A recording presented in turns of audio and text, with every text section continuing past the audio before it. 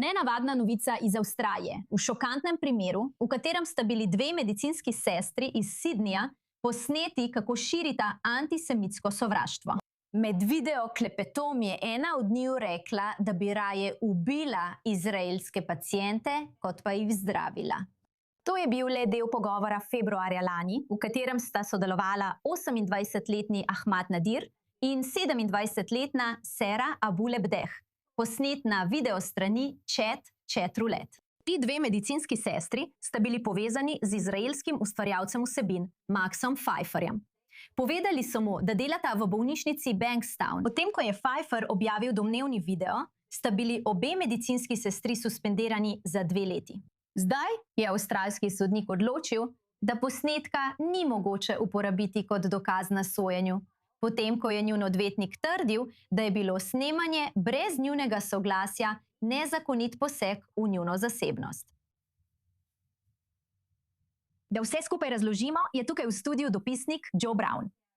Torej, problem ni v tem, da sta dve medicinski sestri razpravljali o tem, da bi raje ubili izraelskega pacienta, kot pa ga zdravili. Problem se nanaša na pravice do zasebnosti v zvezi z videoposnetkom na videoklepetalici. Povejte nam več, kaj se dogaja?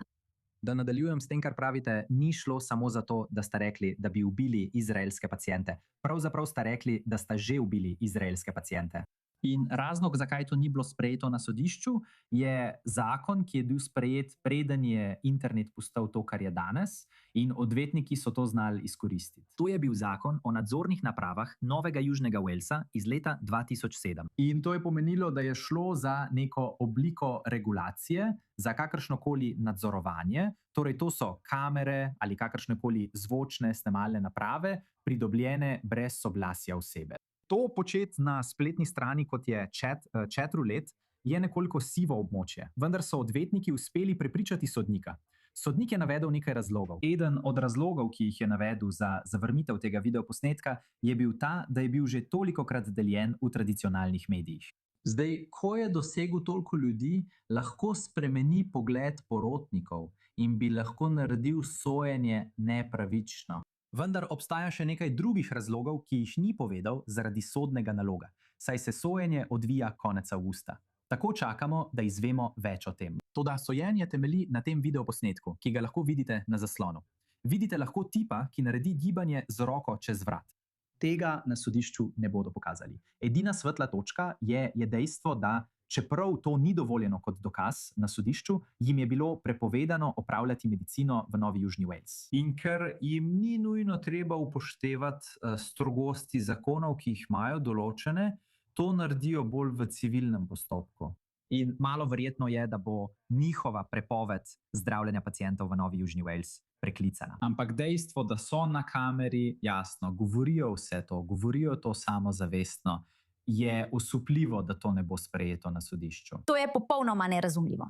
In postavlja se vprašanje, kaj to pomeni za izraelsko ustvarjalko vsebin, ki je del tega pogovora, ko gre za sojenje, ki bo potekalo avgusta.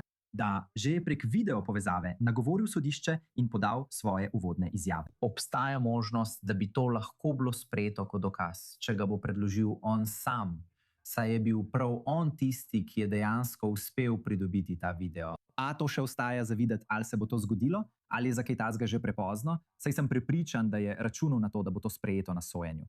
Zdi se kot jasen in enostaven primer. Na posnetku imaš nekoga, ki pravi, da sem poslal Izraelce v Džahannam, v pekel. In ne razumem, kako bi lahko bil še bolj očiten v svojem antisemitizmu. Ne gre pa samo za antisemitizem, ampak tudi za neuspeh medicinske prakse. Prisegli so, da bodo zaščitili vse, ne glede na njihova politična prepričanja, vero ali raso.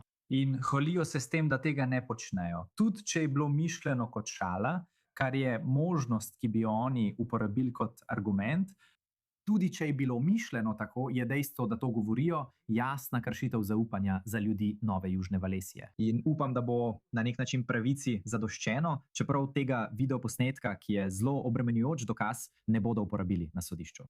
To niso samo ljudje, kot pravite, dopisnik Joe Brown, to so medicinske sestre, ki jih bomo spremljali. Hvala.